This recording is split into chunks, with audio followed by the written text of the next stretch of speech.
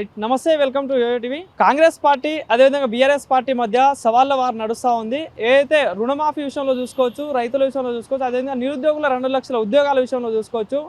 కాంగ్రెస్ ప్రభుత్వం మోసం చేస్తూ ఉందంటూ కూడా కేటీఆర్ సవాల్ విసురుతూ ఉన్నాడు. సో చర్చలకు సిద్ధమా అంటూ సవాల్ విసురుతూ ఉన్నాడు. సో మరి ఈ సవాల్ని కాంగ్రెస్ పార్టీ స్వీకరిస్తుందా? సో మరి ఏం చెప్పబోతుందని మాట్లాడించే ప్రయత్నిద్దాం. మనతో పాటు మాట్లాడడానికి Congress party senior leader Manvat Rai garu ఉన్నారు. అన్న నమస్తేనే. సో మరి కేటీఆర్ గారు సవాల్ చూసే ఉంటారు మీరు. సో మరి రుణమాఫీ విషయంలో చూసుకోవచ్చు, నిరుద్యోగులకు 2 లక్షల ఉద్యోగాల విషయంలో చూసుకోవచ్చు. చర్చలకు సిద్ధమా, సోమాజిగూడ ప్రెస్ క్లబ్కి రండి అని చెప్పి సవాల్ విసురుతా ఉన్నాడు. ఏంటి మరి నిజంగా కాంగ్రెస్ పార్టీ మరి 2 లక్షల ఉద్యోగాల విషయంలో ఏం చెప్పబోతుంది? ఇప్పుడు కాంగ్రెస్ పార్టీ రైతులకు నిరుద్యోగులకు మేలు చేసింది. ఈ అంశంపై అసెంబ్లీలో చర్చిద్దాం రాండి అని చెప్పి ప్రధాన ప్రతిపక్ష నాయకుడు మాజీ ముఖ్యమంత్రి కేసీఆర్ గారికి సవాల్ విసిరారు. అసెంబ్లీకి రమ్మంటే ఆయన స్పందించాల్సింది పోయి ఈయన స్పందించిండు. ఈ పానకంలో పుడకలు ఎక్కువ ఉంది కథ అంతా చూస్తాను. సరే స్పందించినవు, మేము కాదంటలేదు. సోమోజయగూడకి ఎందుకు?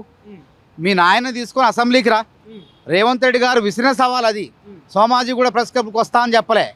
మీ నాయనని నువ్వు మీ మొత్తం మీ యొక్క బందిపోటు ముఠాన్ని తీసుకొని రా. బీఆర్ఎస్ బందిపోటు ముఠాన్ని మొత్తం అసెంబ్లీకి తీసుకొని రా. చర్చించడానికి సిద్ధంగా ఉన్నాం, మీరు చేసినటువంటి తప్పుల్ని ఎండగట్టడానికి సిద్ధంగా ఉన్నాం అని చెప్పి బహిరంగ సవాల్ విసిరితే ఈ విచిత్రమైన డొంక తిరుగుడు మాటలు చెప్పి తప్పించుకునే ప్రయత్నం చేస్తాడు. గతంలో కూడా రేవంత్ రెడ్డి గారు వైట్ ఛాలెంజ్ విసిరారు, అంటే శ్వేత సవాలు విసిరారు. ఎక్కడికి రమ్మన్నారు? మాదక ద్రవ్యాల విషయంలో నా రక్తాన్ని నా గోళ్ళని నేను ఇస్తా, నువ్వు వస్తావా, నువ్వు ఇస్తావా కేటీఆర్ అని చెప్పి అమరవీరుల స్తూపం దగ్గర రమ్మని చెప్తే మేమంతా పోయిన వాడికి ఇవాళ పోయినట్టే పోయినాం. కేటీఆర్ కనీసం ఆ వంక చూడలేదు, రాలేదు, తప్పించుకున్నాడు, పారిపోయిండు. కొండా విశ్వేశ్వరరెడ్డి గారికి విసిరితే ఆయన వచ్చిండు, నేను సిద్ధం అని చెప్పి రేవంత్ రెడ్డి గారు సవాల్ స్వీకరించిండు, వచ్చిండు. ఆ రోజు తప్పించుకున్నాడు. ఈ రోజు కూడా తప్పించుకోవడానికి ఈ డొంక తిరుగుడు మాటలన్నీ కూడా మాట్లాడతాడు. నిజంగా మీరు తెలంగాణ ప్రజలకు లాభం చేశారా, నష్టం చేశారా? తెలంగాణ ప్రభుత్వ ఖజానాని ఖాళీ చేశారా, లేకుంటే మీ పార్టీ ఖజానాన్ని పెంచుకున్నారా అనేది చర్చిద్దాం రమ్మంటే రాడా. వస్తే అసలు భాగవతం బయటపడింది. కాబట్టి 60,000 ఉద్యోగాలకు మేము నోటిఫికేషన్లు ఇచ్చినాం, మీరాడు ఇచ్చారంటున్నారు. మేము 60,000 ఉద్యోగాలను భర్తీ చేసామని మేము అంటున్నాం. 60,000 ఉద్యోగాలకు నిరుద్యోగులకు 60,000 ఉద్యోగాలు ఇచ్చి నియామక పత్రాలు చేతిలో పెట్టి ఉద్యోగుల్ని చేస్తామని మేము చెప్తున్నాం. వాళ్ళు ఏంటంటే నోటిఫికేషన్లు ఇచ్చినామంటారు. నోటిఫికేషన్లు ఇవ్వడం గొప్ప కాదు. ఎప్పుడైనా కానీ ఏ ప్రభుత్వ నోటి కానీ వాటిని ఎటువంటి లోపాలు లేకుండా న్యాయపరమైన చిక్కులు రాకుండా పరిష్కరించే దిశగా పరీక్షా పేపర్లు దిద్ది నిరుద్యోగుల కొలువులు ఇచ్చినోడే మునగాడు. ఆ మునగాడే రేవంత్ రెడ్డి. నీ వల్ల ఇప్పుడు మళ్ళీ 3వసారి బీఆర్ఎస్ అధికారం వచ్చినా ఆ ఉద్యోగాల భర్తీ ప్రక్రియ ఇప్పటికి కూడా డైలీ సీరియల్ లెక్క సాగుతూ ఉండేదే. దాని గురించే కదా మీ జాప్యం మూలంగానే మన నారాయణఖేడ్ రామకృష్ణ దగ్గర నుంచి ప్రవళిక వరకు మొత్తం 1,200 మంది చనిపోయింది. కాబట్టి కాంగ్రెస్ హయాంలో మీకు చేతగాని గ్రూప్ 1 పెట్టినా లేదా, మీకు చేతగాని గ్రూప్ 2 పెట్టినా లేదా, మీకు నిర్వహించడం చేతగాని గ్రూప్ 3 పెట్టినా లేదా, మొత్తం కలిపి టీచర్ ఉద్యోగాలు కానీ 60,000 ఉద్యోగాలు ఇచ్చినాం. దీనికి చర్చగా సిద్ధం అంటున్నా. వీళ్ళు ఏమంటారు? లగ్గం చేయటమే కాదు, లగ్గం చేసిన తర్వాత శోభనం జరగాల. శోభనం జరిగిన తర్వాత 9 నెలలకి పిల్లగాడ పుట్టాల. అది సంపూర్ణమైన జీవితం అంటే అట్లుండాలా. మేము నోటిఫికేషన్లు ఇస్తే ఎవరికి గొప్ప అంట? నోటిఫికేషన్లు ఇచ్చి చిక్కులతో కూడా నోటిఫికేషన్లు ఇచ్చి కోర్టుల మెట్లెక్కి నిరుద్యోగుల జీవితాల మొత్తం కూడా సగం నాశనం చేసి పడేసారు మీరు. ఒక తరం నష్టపోయింది మీ వల్ల. ఇవాళ నష్టపోయిన తరం మొత్తం కూడా ఇలా కళకళలాడుతున్నాయి. వాళ్ళ ముఖాల్లో ఉద్యోగాలు వచ్చి కళకళలాడుతున్నాయి. అదేవిధంగా కొన్ని మేము అన్నాం 2 లక్షల ఉద్యోగాలు ఇస్తున్నాం. 60,000 ఉద్యోగాలు అయిపోయినాయి. 1,40,000 ఉద్యోగాలు ఉన్నాయి. ఇంకా ఒక్క ఉద్యోగం ఖాళీగా ఉన్నా సరే నిరుద్యోగులతో భర్తీ చేయాలని చూస్తున్నాం. అదేవిధంగా 32,000 ఉద్యోగాలకి త్వరలోనే నోటిఫికేషన్లు ఇవ్వడానికి జాబ్ క్యాలెండర్ ద్వారా భర్తీ చేయడానికి కాంగ్రెస్ ప్రభుత్వం సిద్ధపడుతుంది, కసరత్తు. జాబ్ క్యాలెండర్ అనేది కేవలం అంటే ఓన్లీ ఓట్ల కోసమే, అది స్టూడెంట్స్ ని సైలెంట్ పెట్టడం కోసమే వేశారు. కానీ జాబ్ క్యాలెండర్ ప్రకారం నోటిఫికేషన్స్ పడట్లేవు అని చెప్పేసి ప్రధానంగా అంటే జాబ్ క్యాలెండర్ ప్రకారం పడట్లేదంటే వర్గీకరణ అమలు చేయకుండా ఉద్యోగాలు ఇద్దామా అంటే ఆ విధంగా అన్యాయం చేద్దామా? చెప్పండి మీరు. మేము ఎందుకు ఆగినాం? వర్గీకరణ అంశం కోర్టు తీర్పిచ్చింది కాబట్టి దాన్ని మొదటిసారి అమలు చేసినాం కాబట్టి వాళ్ళకు కూడా న్యాయం చేయాలని చెప్పి జాబ్ క్యాలెండర్ జాప్యమైంది. అదేవిధంగా 3 నోటిఫికేషన్లు ఉన్నాయి. గ్రూప్ 1 కోర్టులో ఉంది. గ్రూప్ 1 రేపో మాపో తేలిపోద్ది, జడ్జిమెంట్ వస్తుంది. అది వచ్చిన తర్వాత గ్రూప్ 2 గ్రూప్ 3 అయిపోతే పాత నోటిఫికేషన్ల బూజు దులిపిన తర్వాతనే మళ్ళీ ఈ గ్రూప్ 1 గ్రూప్ 2 గ్రూప్ 3 కూడా కొత్త జాబ్ క్యాలెండర్ ఉంటాయి కదా, అది ఏ తేదీల్లో ఇవ్వాలో కూడా కరెక్ట్గా సరైనటువంటి నిర్ణయం తీసుకోవాలి. కాబట్టి ఆ రోజు మళ్ళీ ఏ పరీక్ష ఉండకూడదు. కాబట్టి అందుకోసం జాప్యం జరుగుతుంది, అందుకోసం కసరత్తు జరుగుతుంది. ఈ 3 నోటిఫికేషన్లు అయిపోతే కథం మళ్ళీ group 1 group 2 group 3 teacher constable అన్ని ఉద్యోగాలు జాబ్ క్యాలెండర్ రాబోతున్నాయి. అంటే నార్మల్ గా ఏదైతే కోర్టులో ఉన్నాయి కాకుండా మిగతా చాలా ఉన్నాయి కదా, వేయొచ్చు కదా. అట్లా ఏది కదా, మళ్ళీ చేరటం కాదు కదా, మళ్ళా అన్ని ఉద్యోగాలు మెయిన్ మనందరూ ఆశపడేది దేనికి, గ్రూప్ 1 గ్రూప్ 2 టీచర్ ఉద్యోగాలు, పోలీస్ కానిస్టేబుల్కి ఆశపడతారు నిరుద్యోగులు.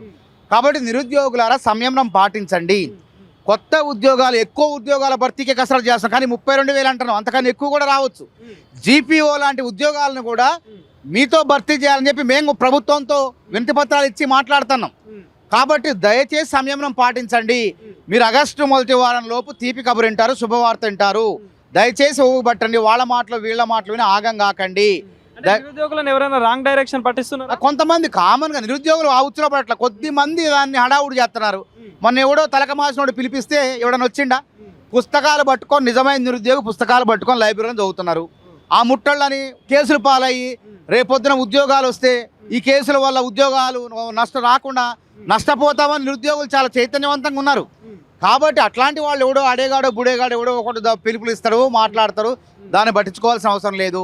మేమేమంటాను, ఇది స్పందించే ప్రభుత్వం, బంధించే ప్రభుత్వం కాదు. మీరు అడగండి, మీ ఆవేదన ఉన్నది, మీ ఆవేదనను మీ బాధను అర్థం చేసుకునే ప్రభుత్వం ఇది. అందుకోసమే గత ప్రభుత్వం చేసిన తప్పులు చేయకుండా వేగవంతంగా పారదర్శకంగా ఎటువంటి లోపాలు లేకుండా నోటిఫికేషన్లు ఇవ్వటం కోసమే జాప్యం అవుతుంది. ఇప్పటికయింది కొద్ది రోజులు, కొద్ది రోజులే, ఆగస్టు మొదటి వారం దాకా ఓపిపట్టండి. తప్పకుండా మీరందరూ కూడా మీ ఉద్యోగస్తులు కావడానికి ఈ ప్రభుత్వం ప్రయత్నం చేస్తుంది. అంటే అదే మాట్లాడుతూ ఉన్నారు. ఇప్పుడు ప్రతిపక్షాలు ప్రధానంగా అదే చెప్తా ఉన్నారు. కాంగ్రెస్ ప్రభుత్వం నిరుద్యోగులను ఓట్ల కోసమే వాడుకుంది, వాళ్ళకి సంబంధించిన ఉద్యోగాలు మాత్రం ఖాళీ చేసేసిన పరిస్థితి అని మాట్లాడుతాం. వాళ్ళకేం చెప్తారు? మేము ఇప్పుడు మళ్ళీ అమలు చేయకపోతే ఏమంటారు, జాబ్ క్యాలెండర్ అమలు చేయకపోతే చేయట్లేదు అంటారు. మిమ్మల్ని ఓడిస్తాం అంటారు. నువ్వు ఓడించినా ఓడించకున్నా మేము నిరుద్యోగులు హామీ ఇచ్చినాం, సక్రమంగా ఒక పద్ధతిలో వాటిని అమలు చేస్తున్నాం. ఓట్ల కోసం మీరు పథకాలు అమలు చేసింది మీరు. హుజూరాబాద్ ఉప ఎన్నికల్లో దళిత బంధు కోసం దళిత బంధు పెట్టి, ఆ ఓట్ల కోసం దళిత బంధు పెట్టి ఓట్లు దండుకుంది, మీరు ఓడిపోయారు.